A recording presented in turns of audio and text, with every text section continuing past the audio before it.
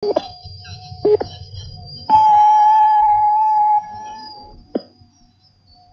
شپې 8 بجې رادیو افغانستان کابل د دې ساعت خبرونه وړاندې کېږي. نطاقان شفافیت او ثریا د خبرونو لنډیز.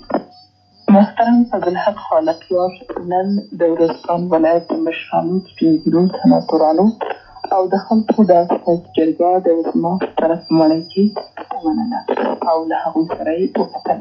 د افغانستان د معلولینو او معیوبینو د ملي ټولنې مؤسسه مجمع نن په انټرکنټیننټال هوټل کې جوړه شوه او د هغې په ترڅ کې د افغانستان د معلولینو او معیوبینو ملي ټولنه جوړه شوه.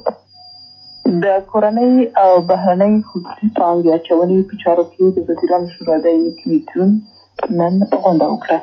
د زابل په ولایت کې د وسوال پوځ میشته قطعو او جزو تامونو په دې وروستیو وختو کې د کلات په لویدیځ لوري د افراطیونو د ډزو په سیمو او موضوعګانو باندې د پلکې ګذرونه وکړل.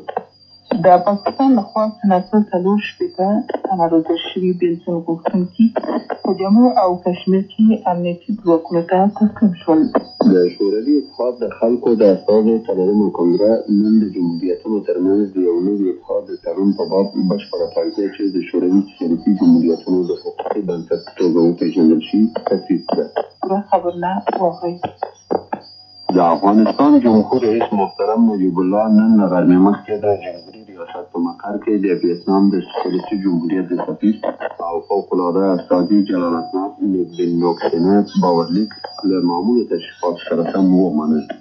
د باورلیک د وړاندې کولو په وخت کې د بهرنیو چارو وزیر عبدالوکیل، د جمهور رئیس دستیار محمد اسحاق توخی او د بهرنیو چارو وزارت د تشریفاتو د ریاست سرپرست عبدالحکیم زیارمل هم حاضر وو. د حکومت صدرت مطبوعاتي دفتر خبر راکړ چې د افغانستان د جمهوریت صدراعظم محترم فضلحق خالقیار نن له غرمې مخکې په داسې حال کې د وزیرانو شورا د سیمه ییزو ارګانونو د ادارې لوی رئیس عبدالصمد قیومي حاضر وو.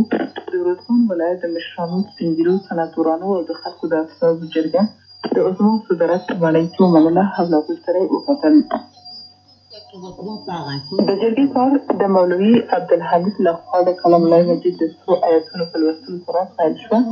ورپسې د ورځپاڼ ولایت سناتور حفیظ پوپل د خلکو له استازو سره د نظر د تبادلې په خاطر له محترم خالقیار نه مننه وکړه او د جرګې برخوالې ور وپېژندل. بیا عبدالجمیل د جرګې د برخوالو په نمایندګۍ د حکومت د تګلارې او د سولې او پخلاینې د تامین په لاره کې د همکارۍ د تایید په ترڅ کې د مربوطو سیمو د خلکو یو لارښوونې طرحه کړې.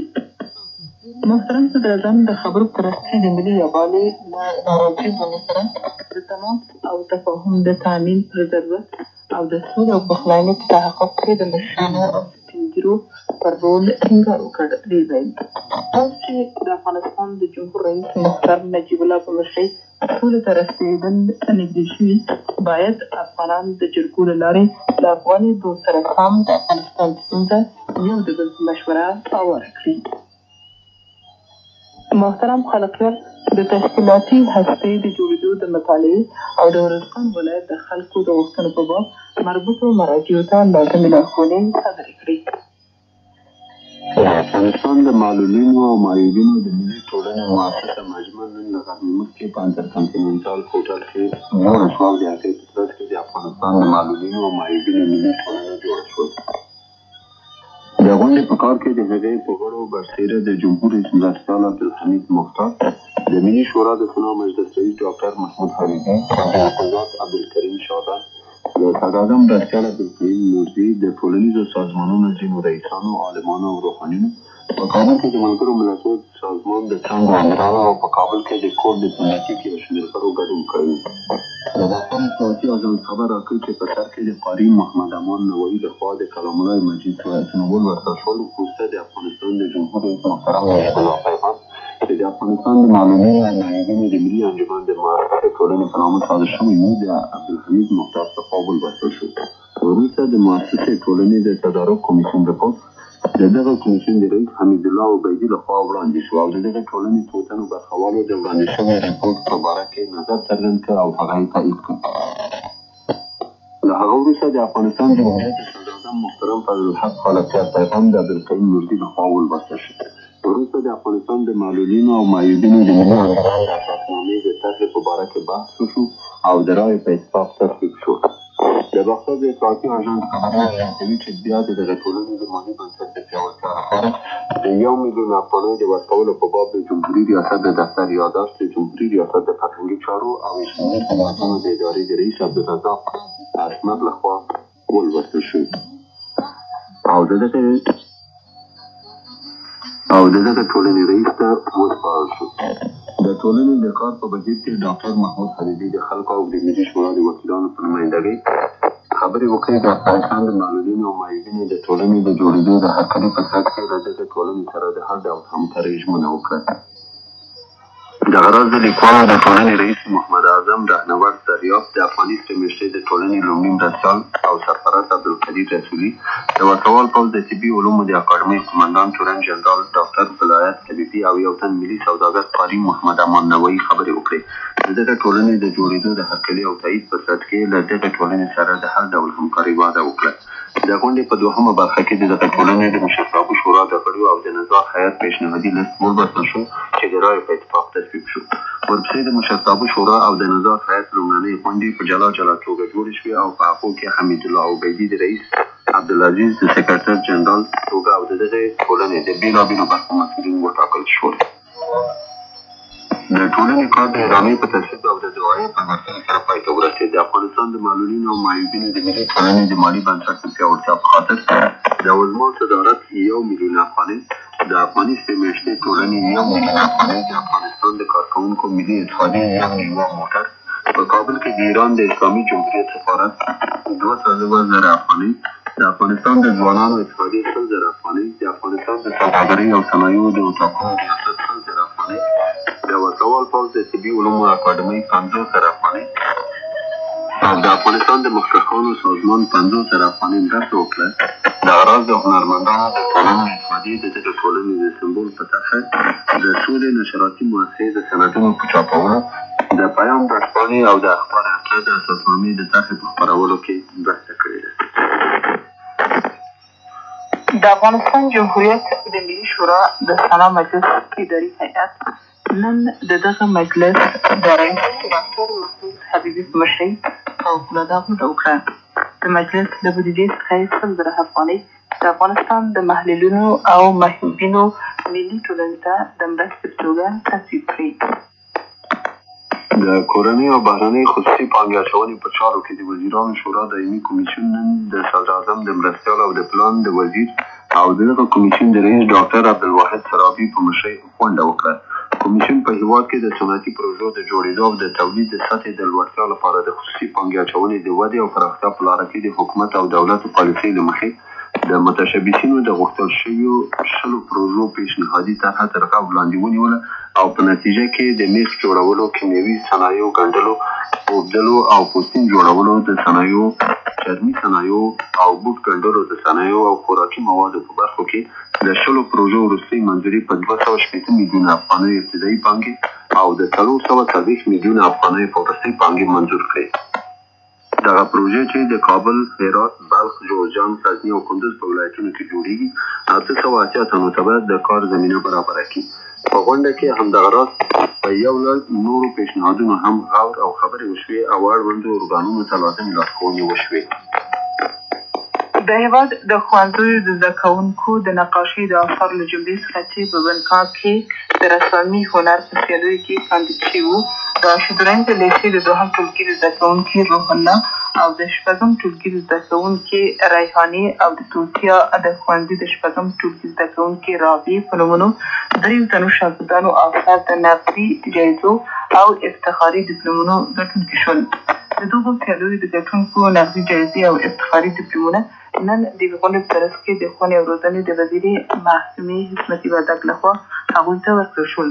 د ښوونې او روزنې وزیرې په دې غونډه کې په دغه حال کې چې د دغه وزارت دوهم معین ځینې رئیسان او د شودراني د لیسې او توتیا د ښوونځیو مسؤلین او د زده کوونکو د کورنیو مشران حاضر وو. د زده کوونکو د بری له امله مبارکي وویله. راتلونکي د هغوی د زیاتو بریاوو هیله وکړه. د رسامي د هنر سیالي د ملګرو ملتونو د اړتیا تثبیت لپاره د اقتصاد او ټولنیز کمیسیون لخوا په بنکاک کې ترسره شوې وه. د پښتنو ستر مشر او د هند د نیمې وچې د ژغورونکي فخر افغان خان عبدالغفار خان د زیږېدنې د 30مې کلنې د علمي او تحقیقي سیمینار په ویاړ نن د کابل د طب انسټیټیوټ کې یوه غونډه جوړه شوه. په دې غونډه کې د سرحدونو د چارو وزارت سلاکار فقیر محمد فقیر د انګلیسي استعمار له واکمنۍ نه د هند د نیمې وچې د ازادۍ په لاره کې د خان عبدالغفار خان د مبارزو او شخصیت په باره کې یوه وینا وکړه. په دې غونډه کې چې په کابل پوهنتون کې د پښتونخوا د بېلابېلو سازمانونو محصلینو هم برخه لرله، د پښتونخوا د امن کمیټې د غړو لخوا یو ډرام هم وښودل شو. د هېواد له بهر څخه د هېوادوالو د راستنېدو په بهیر کې د 25 تنو په ګډون 3 کورنۍ چې څو موده په ایران کې استوګنه درلوده، په دې وروستیو وختو کې د ملي پخلاینې له تګلارې سره په ګټه اخیستو سره د فراه ولایت د سولې مېلمستون ته راستنې شوي. زموږ دغه هېوادوال د دولت د لازمو مرستو له ترلاسه کولو وروسته به خپلو کورونو کې ځای پر ځای شول. د زابل په ولایت کې د وسوال پوځ میشته قطعو او جزو تامونو په دې وروستیو وختو کې د کلاس په لویدیځ لوري کې د افراطیونو د ډزو پر سیمو او موضوعګانو باندې ځپونکي ګزارونه وکړل. د باختر د اطلاعاتي اژانس پوځي ټانګه خبر راکوي د دغو ګزارونو په نتیجه کې د افراطیونو 15 موټرونه، 2 تراکتورونه، د ریاکټیف 3 دستګاوې، 4 درانده خاوانونه، 15 موټرسایکلونه، 1 مخابره او 1 شمېر دیپوګان ویجاړ او له منځه وړل شوي دي. د قطعې د هغه شمېر سرتېرو او وړو ضابطانو د ترخیص کارتونه چې د افغانستان جمهوریت د اردو د افسرانو په ریاست کې د سرتېرۍ د سپېڅلي خدمت ټاکلې موده په بریالیتوب سره تېره کړې ده، نن د یوې غونډې په ترڅ کې پر هغوی وویشل شول. د باختر د اطلاعاتي اژانس د پوځي څانګې د خبر له مخې د غونډې په پیل کې د عظیم شان قرآن سوایتونه ولوستل شول، ورپسې د افغانستان د جمهوریت د اردو د خپرونو رئیس د سرتېرو د ارزښتناک خدمت په باب خبرې وکړې.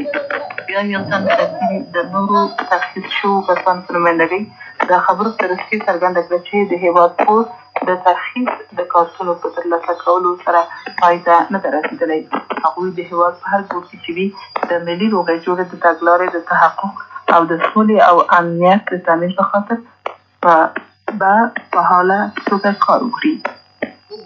د افغانستان د سولې د جبهې د اتحاد د کار او فعالیت د استقامتونو د بیانولو په خاطر نن له غرمې مخکې د ملي او فرهنګي شخصیتونو، عالمانو او روحانیونو په ګډون د شپږمې ناحیې د سولې د جبهې د شورا په مقر کې یوه غونډه وشوه.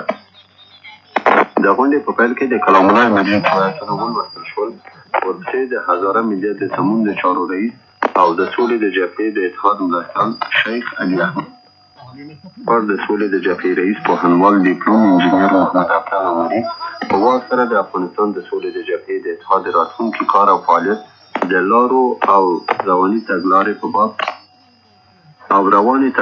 باب خبرې وکړې. په هېواد کې د جګړې د بندېدو او د سولې د تامین لپاره د افغانستان د ټولو سوله دوستو خلکو او د سازمانونو د اتحاد او پیوستون غوښتنه وکړه. غونډه د افغانستان د خلکو د خیر او نیکمرغۍ په دعا سره پای ته ورسېده.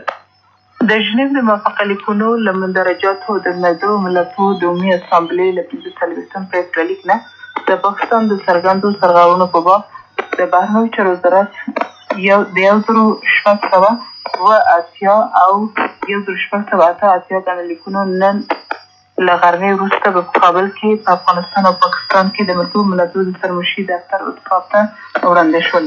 په لیکونو کې د ژنیو د موافقه لیکونو له تجویزاتو نه د پاکستان د 5 مواردو څرګندو سرغړونو په باب دقیق او مستند معلومات وړاندې شوي او په کابل کې د ارتباط دفتر نه شوي دي. دغه سرغړونې د ژنیو د موافقه لیکونو د 4 ګڼه سند د 2 پاراګراف له اټکل سره سموتې دي او د نتیجې په باب د ملګرو ملتونو ځانګړي استازي او د افغانستان جمهوري لوري ته خبر ورکړي. د نړۍ خبرونه. د نړیوالو خبرګاهونو د رپورټ له مخې د ایران د بهرنیو چارو د وزارت معین امیر محمد بشارتي چې په وروستیو وختو کې پاکستان ته تللي د یو مطبوعاتي کنفرانس په ترڅ کې د پاکستان له حکومت څخه غوښتي دي چې ډېر ژر په لاهور کې د ایران د فرهنګي قاتلان ولیدي.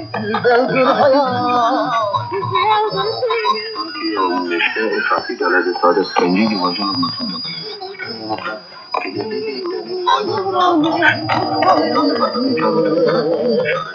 مطبوعاتي کنفرانس په ترڅ کې زیاته کړه که چیرې پاکستاني مقامات د دغه ډلې په خلاف په اقدام لاسپورې نه کړي د پاکستان د صدراعظم نواز شریف سفر به چې ټاکل شوی ده په راتلونکې میاشت کې ایران ته وشي له خطر سره مخامخ شي. د پریس آفین بیا د خبري اژانس خبر له مخې د پاکستان لخوا څلور شپېته تنه روزل شوي بېلتون غوښتونکي چې په کشمیر کې د ګرانوونکو فعالیتونو له امله زړه لړزو په جمو او کشمیر کې امنیتي ځواکونو ته تسلیم شول. د هند رسمي مقاماتو یو ویندو وویل د دې جملې نه 50 تنه د خپلو وسلو او مهمات سره د کشمیر په دره کې د تېرې اونۍ په بهیر کې تسلیم شول. ویندو وویل هغه کار له ټولو زیات ریاستي ګورنر اکیشن ګیریش چندرا او دولتي مقامونو په الوتلو پورې اړه لري چې د پوځي روزنې له کمپونو نه د کشمیري بېلتون غوښتونکو له راستنېدو وروسته د دوی ترمنځ د ورځ په ورځ د دفاع په ناخوالۍ پورې مربوط اطلاعات ویندو چې دغه ګورنر په بېلابېلو حالاتو کې ځوانانو ته ډاډ ورکړ که چېرې وسله پر ځمکه کېږي او که څه وسلې له لومړي ورځې سره یوځای شي د هغه سره به په انسانیت او عدالت چلند شي. د رسمي خبر ځایونو له څرګندونې سره سم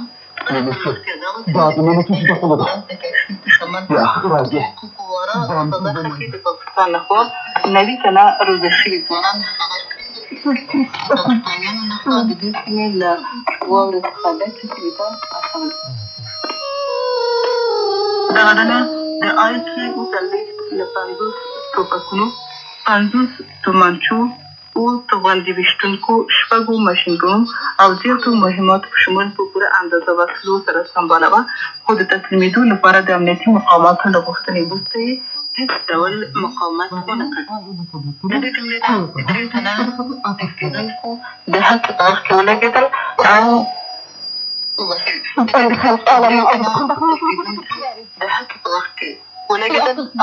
شول. خبرځایونو وویل مثبتې نښې د راڅرګندېدو په حال کې دي چې د زړه ناڅاغاني حالت او ستنېدل د بېلتون غوښتونکو په منځ کې پر ځمکه باندې د دوی د د تاس د خبري اژانس د خبر له مخې د شوروي اتحاد د خلکو د استازو 4مه کنګرس نن د جمهوریتونو ترمنځ د یوې نوې اتحاد د تړون په باب بشپړه فرضیه چې د شوروي سوسیالیستي جمهوریتونو د اتحاد د حقوقي بنسټ په توګه وپېژندل شي تصویب کړه. د دغه تصمیم په پلوي 1650 استازو رایې ورکړه چې د تړون د راتلونکي او د هغه د جوړېدو د طرزالعمل اساسي استقامتونه ټاکي. استازو د هغه په خلاف رایې ورکړې او 6 اتیا استازو له رایې ورکولو څخه ډډه کړې ده. کنګرې دغه راز د ریفرنډم او د عمومي رایې اخیستنې په خاطر له شوروي اتحاد د جمهور رئیس د پیشنهاد ملاتړ کړی چې د شوروي اتحاد هر وګړی وکړی شي د شوروي جمهوریتونو په بیا جوړې شوې اتحادیې کې دغه راز د ټولو جمهوریتونو او د خودمختاره قلمرونو د لوړ رتبه مامورینو په ګډون د تیاري یوه کمیټه جوړه شي چې د دغه تړون متن تصویب کړي. د رایې اخیستنې په بهیر کې د دوشنبې په ورځ د واکمنۍ او متساوي الحقوق لرونکو جمهوریتونو د فدراسیون په توګه د اتحاد د ساتنې په پلوي 1650 استازو رایې ورکړې.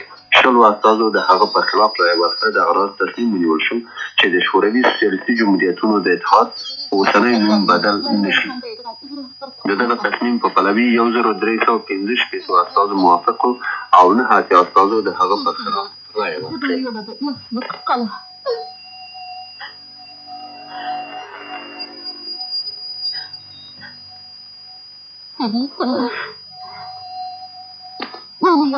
د امریکا د متحده ایالتونو جمهور رئیس جورج بوش د دغه هېواد د دفاع د وزیر ریچارډ کیلي او د باسواده د وسلو د ګډ اتحاد د استثمار له رئیس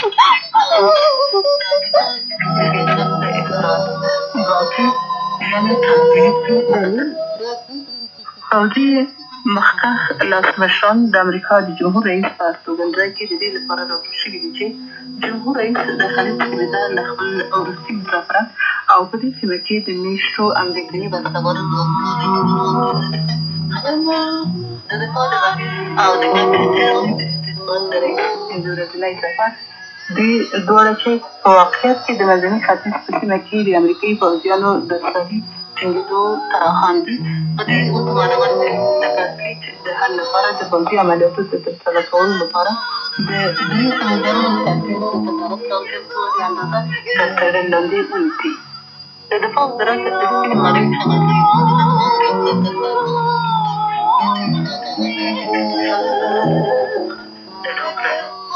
چیني پخوا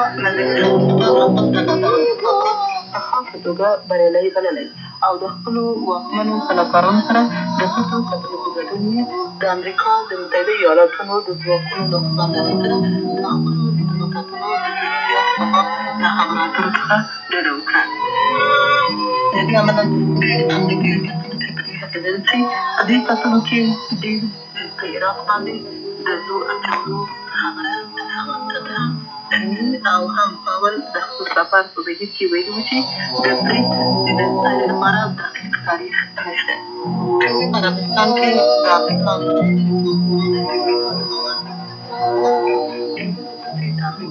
ایالتونو د اړتیا په صورت کې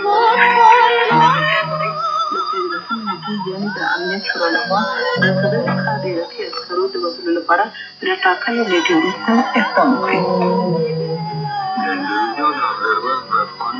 جاکارتا خبر ورکړ چې اندونیزیا په خلیج کې د یوې احتمالي جګړې نه مخکې له عراق او اردن نه د خپلو اتباعو په ویستلو پیل کړی.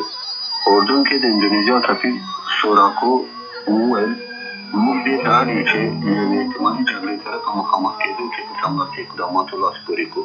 ورځپاڼه څرګندوي د هغو ماشومانو ښځو او محصلینو ویستل به چې په اردن کې په تحصیل بوختي او دغه له عراق نه اندونیزیایي اتباعو او ډیپلوماتانو ویستل به په لومړي ګام کې ترسره شي. څه د پاسه 500 هېوادو پورې څه د پاسه 500 مربوطو تصدۍ د عراق پر خلاف له نړیوالو اقتصادي بندیزونو څخه سرغړونه کړې ده. د امریکا د متحده ایالاتو د نیوز ویک مجلې په قول آلمان او اردن د دغو هېوادو په سر کې دي.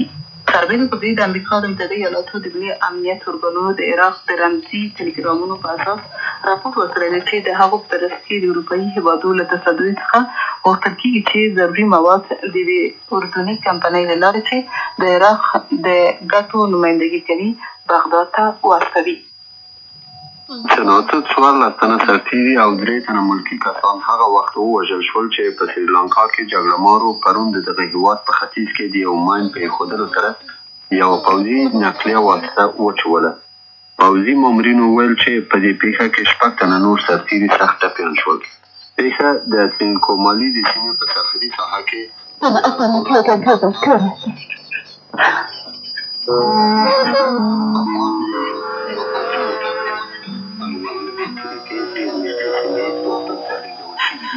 په تېرو 2 ورځو کې د سریلانکا په ختیځ کې د ماین د چاودنې دا دویمه پیښه ده. مخکینۍ پیښه د تېرې پنجشنبې په ورځ وشوه چې په قربانیانو کې د اردو یو افسر، د پولیسو یو آمر او 15 تنه سرتیري شامل وو. د سې شنبې د ورځې له چاودنې وروسته د جګړه مارو پر خلاف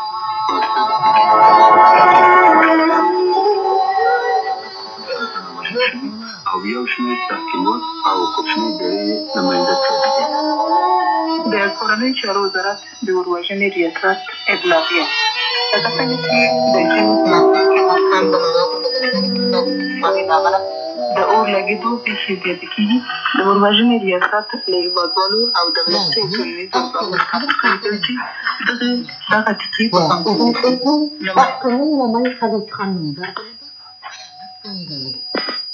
د اوروژنې د دولتي څارنې له مقررې سره سم ټولې مؤسسې، فابریکې، کوپراتیفونه او نور ځایونه چې مخکې ترویج شوي دي د اور ضد سامانونه دې برابر او ودروي. 2. د هېواد په مرکز او ولایتونو کې دې ټولې ساختماني او ډیزاین کوونکې مؤسسې دې د ودانیو جوړولو د کار له پیل کولو مخکې د اوروژنې د دولتي څارنې له مقررې سره سم خپلې نقشې د اوروژنې د ماهرانو له نظره تېرې کړي او د هغوی نظریې دې عملي کړي.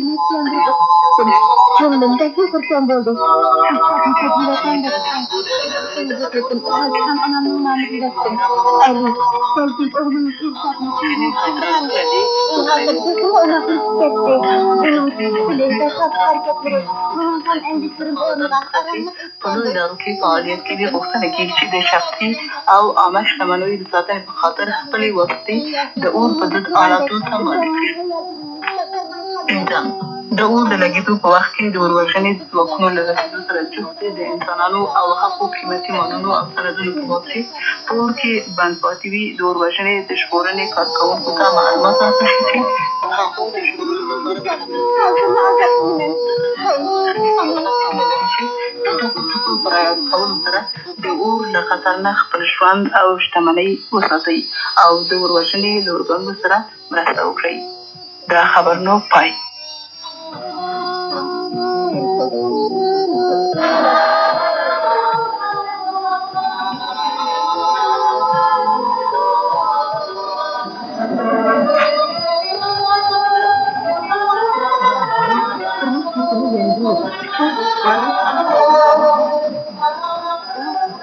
هېواد کې د سولې تأمین د هر وطن دوست افغان اسلامي او هېوادنۍ دنده ده.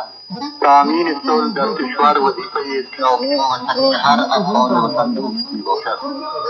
از بیانیه محترم نجیب الله و اشتراک یوکرین معاهده اوضاع.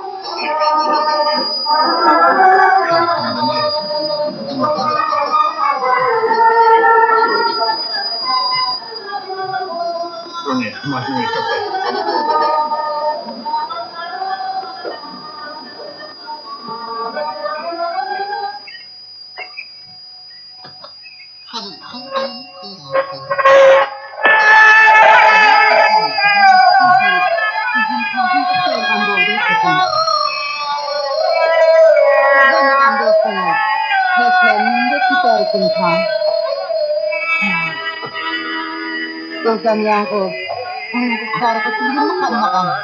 Sige ko din. Okay.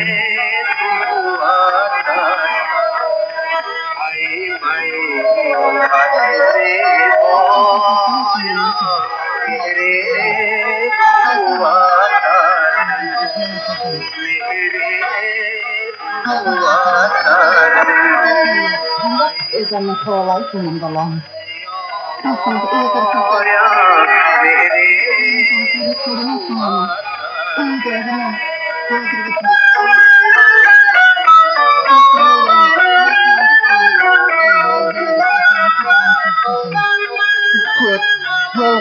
Akhlak kaldım dalam. Kırmızı pirvatçı. Özlem'in kafında sunmaya kıymet emekini duyuyorsun. Bu da senin kıyıldı sana. Kıyıldı. Kıyıldı. Agar selama kondisya. Pasal kıyıldı sakın değilim. Değilim.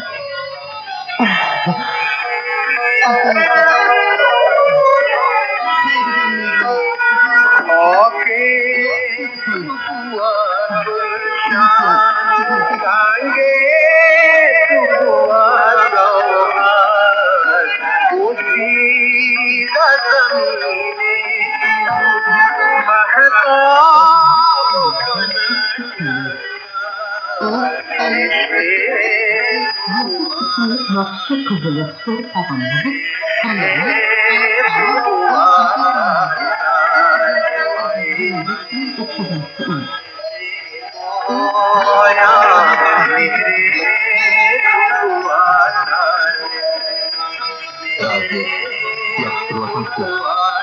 Özel yazda şarkıda Mektefi'de mağdurlukta